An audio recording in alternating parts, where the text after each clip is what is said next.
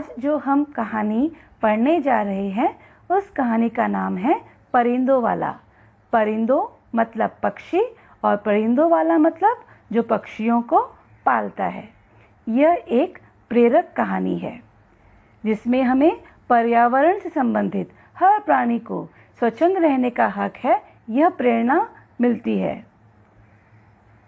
ईश्वर ने संसार का सृजन किया जिसमें कई प्राणी, जीव जंतु आदि शामिल है, परंतु कुछ लोग अपने मजे के लिए या तो कुछ लोग अपनी मजबूरी के लिए इन पक्षियों या जंतुओं को मारने का काम करते हैं या पकड़ने का काम करते हैं, जिससे कुछ वन्य जीव जंतु विलुप्त होते जा रहे हैं। विलुप्त मतलब एक्सटिंक्ट, खत्म होते जा रहे हैं, जो हमारे पर्यावरण के लिए खतरे की घंटी है। कहानी की शुरुआत करने से पहले हम कहानी के दो अहम पात्रों से मिलते हैं। पहला पात्र है परिंदों को बेचने वाला लड़का जिसका नाम है शागिर्द, तथा अन्य मुख्य पात्र का नाम है राजेश। अब हम इस कहानी के द्वारा यह पढ़ेंगे कि कुछ लोगों को मजबूरी में कोई और काम न मिलने के कारण अपना पैतृक व्यवसाय करना पड़ता है। पैतृक व्यवसाय मतलब जो पूर्वजों से चली आ रही व्यवसाय हो। जैसे इस कहानी में शागिर्द नाम के एक लड़के को अपना पैतृक व्यवसाय करना पड़ रहा है, जो पक्षियों को बेचने का काम मजबूरी में करता है।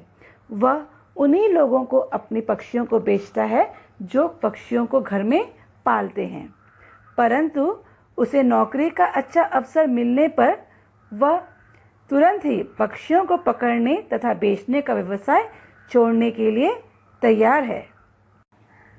तो कहानी के शुरुआत में रविवार का दिन था तथा राजेश अपने लॉन में बैठे चाय पी रहे थे। तभी मकान के सामने वाला फाटक किसी ने खोल दिया था। फाटक मतलब दरवाजा। तथा इसी बीच उनके कानों में परिंदे ले लो बाबू, परिंदे ले लो बाबू की आवाज सुनाई पड़ती है, जो एक लड़का परिंदों को बेचने के लिए उनके फाटक के ठीक सामने खड़ा होकर कह रहा था। फाटक पर खड़ा लड़का अपने कंधों पर बहंगीनुमा अर्थात मोटे बांस के टुकड़े के दोनों सिरों पर रस्सियों से बना पलड़ा, जिसमें दोनों तरफ चीजों को लटकाया जाता है। उस बहंगीनुमा बांस की फट्टी के दोनों किनारों पर तार के पिंजरों में जहां रंग बिरंगी वन पंखी रखे हुए थे, उसे लटकाए हुए था। वन पंखी मतलब पक्षियां। लड़के की आवाज को सुनकर राजेश फाटक के बाहर निकलकर आता है और उससे पूछता है, क्या बेच रहे हो भाई?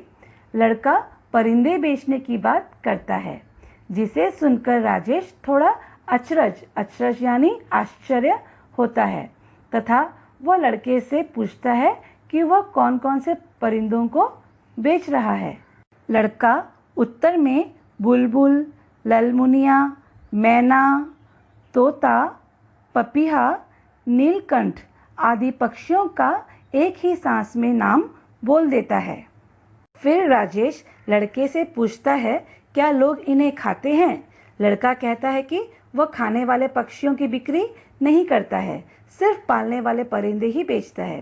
साथ में वह कहता है, लोग बाग बुलबुल, ललमुनिया, तोता, कोयल, पपीहा पिंजरे में शौकिया रूप से पालते हैं। उनकी आवाज़ों को सुनकर वे दिल बहलाते हैं। घर में ही बाग बगीचों का लुत्फ लेते हैं। चिड़िया पालने का शौक शहराती है, मतलब शहरों के लोग ज़्यादातर चिड़िया पालते हैं, क्योंकि शहरों में हर घर में पेड़ तो होते नहीं हैं जहाँ पर बैठकर चिड़िया चहचहाए, इसलिए आदमी उनकी आवाज़ें सुन नहीं पाते हैं। इसलिए वे लोग अपने घरों में ही चिड़ियों को पिंजरों में रखकर पालते हैं। लेखक उसकी बातों को सुनकर हैरान था, क्योंकि वह आधी बाजू का लड़का मतलब छोटा लड़का अपनी उम्र से ज़्यादा होशियार लगता था। उस लड़के ने पजामा तथा बदन पर कुर्ता पहना हुआ था। बनारसी लहजे में फटाफट बातें वह कर रहा था। सड़क पर बैठे पिंजरों को अपने सामने आगे करते हुए उसने बड़े अदब से राजेश से कहा, बाबूजी, परिंदे लोगे या चलूं? समय भागता जा रहा है, बड़ी कोठी जाना है। समय भागता जा रहा है मतलब समय बीतता जा रहा है। राजेश ने जिज्ञासु होकर, जिज्ञासु यानी और जानने की इच्छा से, उसने लड़के से पूछा, बड़ी कोठी वाले तुम्हारे परिंदे खरीदेंगे क्या? इस पर लड़का कहता है, जी हाँ, उन्होंने मुझसे 2 नीलकंठ मांगे हैं। राजेश पूछता है, वे लोग नीलकंठ का क्या करेंगे? जिससे आश्चर्य होकर लड़का राजेश से कहता है, आप यह भी नहीं जानते कि नीलकंठ शंकर भगवान का रूप है। हिंदू धर्म वाले नीलकंठ का दर्शन कर अपने को धन्य मानते हैं। वे नीलकंठ की पूजा करते हैं। फिर राजेश लड़के से पूछता है, बड़ी कोठी के बाद कहाँ जाओगे? लड़का कहता है, चतुर्भुजपुर गांव जाऊंगा, क्योंकि वहां पर नरोत्तम बाबू 5 साल बाद सेंट्रल जेल से छूटकर आए हैं, जिन्होंने मनौती मांगी थी कि, मनौती मतलब होता है मन्नत, कि जब वह साफ साफ जेल से छूटकर आ जाएंगे तो 100 ललमुनिया चिड़िया आकाश में उड़ाएंगे। इसलिए जेल से आकर नरोत्तम बाबू ने मंगरू सरदार से खबर भिजवाई थी। राजेश लड़के से पूछता है, वे तुम्हारा घर कैसे जानते हैं? इस पर लड़का कहता है, बहेलिया टोला में मेरे अब्बा खुर्शीद को कौन नहीं जानता। जो पक्षियों को पकड़ने का काम करता है उन्हें बहेलिया कहा जाता है। इसी बीच राजेश के सामने वाले मकान में रहने वाले अजीत बाबू ने आवाज लगाकर लड़के से पूछा कि बगेरी या चाहा भी रखा है क्या? इस पर लड़का कहता है कि वह जान मारने वाला धंधा नहीं करता है। बगेरी, कबूतर तथा चाहा को जाल में फंसाकर उन्हें पानी में डुबो कर मारना मेरे बूते के बाहर की चीज है, मतलब उसके बस की बात नहीं है। पालतू चिड़िया बेचना ही मेरा धंधा है, अर्थात वह पक्षियों को मारने वाला धंधा नहीं करता है। वह लड़का सिर्फ उन्हीं पक्षियों को बेचता है जो लोग उन्हें पालते हैं। फिर वह लड़का कहता है कि उसके अब्बा कहा करते थे कि बेटे, पुश्तैनी मांस बेचने का धंधा कभी मत करना। मांस का धंधा करने वालों के चेहरे का नूर खत्म हो जाता है, अर्थात उनमें कोई आकर्षण नहीं होता है। फिर लड़का राजेश को अपने पिता द्वारा कही गई एक कहानी कहता है कि एक राजा था। वह महल में देर रात तक रंगरेलियां मनाता तथा सुबह देर तक सोता रहता। उसके महल के पास के बाग बगीचों में जब भोर में चिड़िया चहचहाने लगती तो उसके सोने में खलल पड़ता, मतलब उसे डिस्टर्ब होता था। गुस्से में उसने महल के आसपास के बाग बगीचे कटवा दिए। कुछ दिनों के बाद उसे परिंदों की बोलियों का अभाव खलने लगा, उसे सूना सूना लगने लगा। इस गम को वह बहुत दिनों तक झेल न सका और उसका 1-2 साल बाद इंतकाल हो गया। इंतकाल मतलब उसकी मृत्यु हो गई। लड़के के कहने का मतलब यह था कि वन पक्षियों को मारकर खाने से उनकी नस्ल खत्म होती जाती है। उनकी चहक के बिना जिंदगी में सन्नाटा छा जाता है, माहौल बोझिल बन जाता है। परिंदे अल्लाह के डाकिए हैं, अर्थात परिंदे ईश्वर के संदेशवाहक है, प्रकृति के पहरुए हैं, मतलब पहरुए मतलब पहरेदार हैं। इनका रख रखाव बेहद जरूरी है। लड़का राजेश से कहता है कि अभी कल ही रामनगर पीपे के पुल के पास नारायणपुर से आ रहे 2 बहेलियों को वन विभाग वालों ने दबोचा है। दबोचा मतलब पकड़ लिया है। उनके पास से 200 चाहा, 1000 बगेरी तथा 15 मुर्गावियां पकड़ी गई है। पूछने पर उन लोगों ने बतलाया कि इन्हें बंबई के रास्ते विदेश भेजकर अच्छा पैसा कमाते हैं। कुछ बहेलियां अपने लाभ के लिए विलुप्त हो रहे पक्षियों को पकड़कर बड़े बड़े शहरों में बेचते हैं, जो गैरकानूनी होता है। इस कारण वन विभाग के लोग उन्हें पकड़ लेते हैं।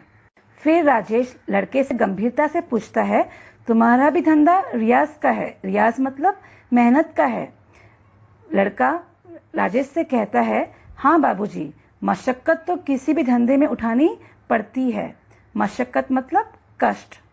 थोड़ा इसमें रियाज ज़्यादा है। इसके लिए चिड़ियों के ठौर तलाशने पड़ते हैं। ठौर मतलब रहने का स्थान। पेड़ के कोटरों की निगरानी करनी पड़ती है। इसके लिए कभी कभी विषैले सांपों के साथ जान का जोखिम भी उठाना पड़ता है, क्योंकि ये परिंदों पर चोट करते हैं। ललमुनिया तथा छोटी सुंदर चिड़ियों के लिए ईख तथा धान के खेतों में जाल डालकर रात बितानी पड़ती है। कभी कभी गांव वाले हम सबको डकैत समझकर फजीहत करने लगते हैं। फजीहत मतलब जांच पड़ताल। समझाने बुझाने और हाथ पैर जोड़ने पर काबू में आते हैं। ऐसे में जाकर तब कहीं कुछ हाथ लगता है। बाजार में हिसाब से बिक गई तो वाह वाह, वरना इन्हें जिंदा रखने के लिए भी बहुत सारे इंतजाम करके दाना पानी का जुगाड़ करना पड़ता है। अर्थात बहेलियों का काम भी आसान काम नहीं होता है। उन्हें काफ़ी मेहनत करने के बाद पक्षी पकड़ में आती है और वह बाजार में बिक गई तो ठीक है, और अगर नहीं हुई तो उनके रख रखाव में भी बहुत कष्ट है तथा खर्चा भी होता है। राजेश लड़के से पूछता है, अगर वह पक्षी मर गई तो क्या होगा? तब लड़का कहता है, मालिक, गरीबी में आटा गीला समझिए, मतलब विपत्ति में और विपत्ति। अर्थात वैसे ही गरीबी के कारण खाने को कुछ नहीं, ऊपर से मेहनत से कमाई हुई चीज अगर व्यर्थ हो जाए तो गरीबी में आटा गीला। फिर राजेश उस लड़के से उसका नाम पूछता है। लड़का अपना नाम शागिर्द बताता है। राजेश उससे पूछता है कि कुछ पढ़ाई लिखाई की है या नहीं। इससे लड़का कहता है कि नहीं मालिक, जब वह छोटा था तब उसके अब्बा चल बसे।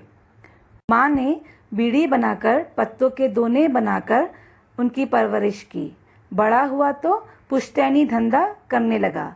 पेट पालने के चक्कर में वह मदरसे अर्थात विद्यालय जा नहीं पाया। लड़के की बातों को सुनकर राजेश भावुक हो जाता है तथा उससे पूछता है, परिवार का गुजारा कैसे हो जाता है? तब लड़का कहता है, खींच तान कर जिंदगी की गाड़ी चल जाती है मालिक। जब कोयल और पपीहों के साथ हीरामन तोता तथा बुलबुल हाथ लग जाते हैं तब तो धंधे में मजा आ जाता है, वरना किरकिरा समझिए। शागिर्द ने अपनी अनुभव परक भाषा में अपने धंधे की बात राजेश से कहता है। फिर राजेश शागिर्द को समझाते हुए कहता है, आजकल सरकार पर्यावरण संतुलन के लिए बेहद तत्पर है। चिड़ियों की धरपकड़ पर पाबंदी है, तो यह धंधा छोड़ने के लिए वह उससे कहता है। तब लड़का कहता है, सरकार, जीने के लिए जब तक कोई दूसरा जुगाड़ नहीं मिल जाता तब तक ये धंधा कैसे छोड़ दूं?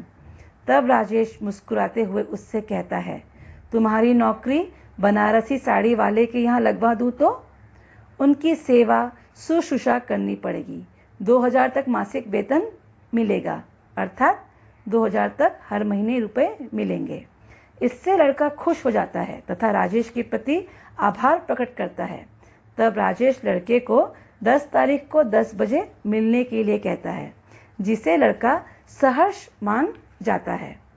बहुत समय लड़के से बातें करने के कारण, उसका समय बर्बाद होने के कारण राजेश अपनी तरफ से 5 रुपए उसे देना चाहता है, परंतु लड़का कहता है, यही तो साहब मेरे अब्बा ने नहीं सिखाया, बस मेहनत की कमाई का भरोसा है।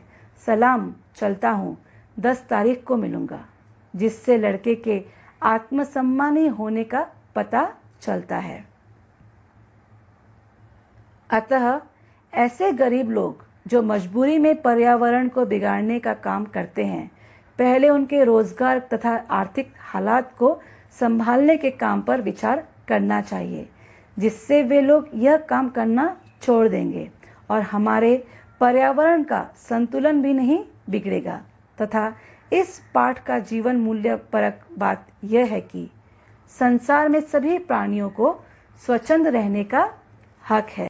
हमें अपने पर्यावरण संरक्षण के प्रति सचेत होना चाहिए, क्योंकि पर्यावरण से ही हम हैं। अतः यह हमारा कर्तव्य है कि हम पर्यावरण संबंधी हर नियमों का अच्छे से पालन करें। पर्यावरण की रक्षा करें। इस पाठ को आप लोगों ने अच्छे से समझ लिया होगा, यही मैं आशा करती हूँ। धन्यवाद।